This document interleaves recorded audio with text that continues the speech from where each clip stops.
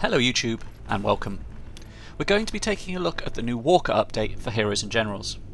There has been a few fairly big changes, including map updates, vehicle balancing and new ribbons.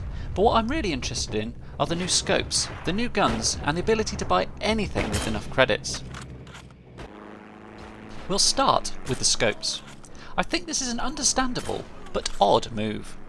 For a start, it's quite historically inaccurate. Only snipers were really issued with scopes, as they were very expensive and not that durable. But let's remember, it's a game and historical accuracy means nothing. In terms of the game, it's easy to cry foul and worry about everyone running around with scopes. But in reality, they are, like most everything in Heroes and Generals, going to take a hell of a grind or some gold, and as such won't be that common. Also, let's not forget that although they may promote a little camping, they aren't hugely powerful and represent a handicap in close quarters. So do I think they'll break the game? Well, that remains to be seen, but I don't think so. On to the new guns.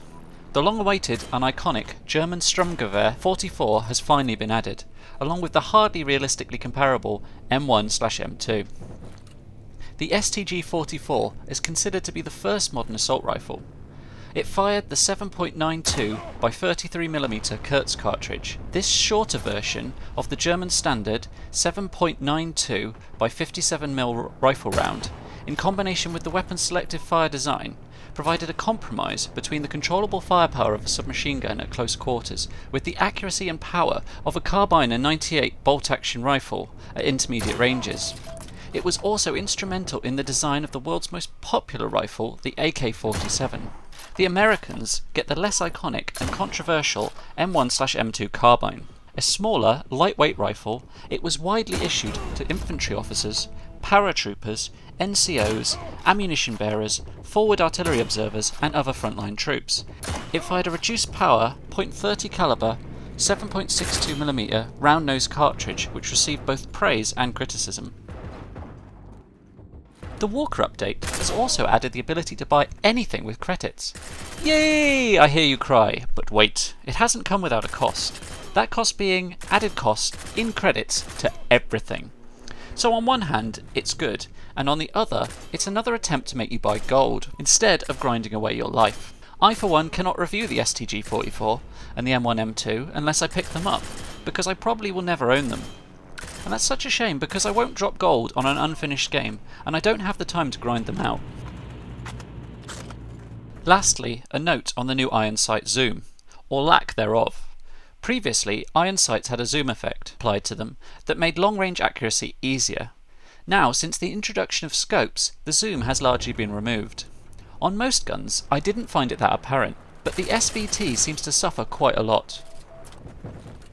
In conclusion, I think the guns are a nice addition, as they were long overdue. The ability to buy anything with credits is a bonus for those with time on their hands, but a little annoying for the casual gamer, and the effect of the new scopes remains to be seen. So, if you've enjoyed yourself and learnt something, like and subscribe for more, and don't forget to comment if you have a question. See ya YouTube!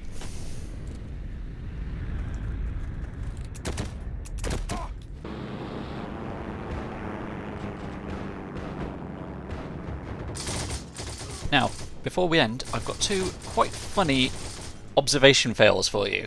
It's funny the things you spot when you watch videos back. This first one, I don't think's too bad. I think it's fairly understandable. Just a little dumb when I rewatched it. I mean, he was just right there, basically. He wasn't really my priority target either. The second one, well, I mean, I can't remember if I thought he was on my team or I just didn't spot him. But he must have been AFK, and, well, when he came back, he must have thought it was Christmas. I can't believe I just stood next to him like that. I mean, he's clearly a German paratrooper.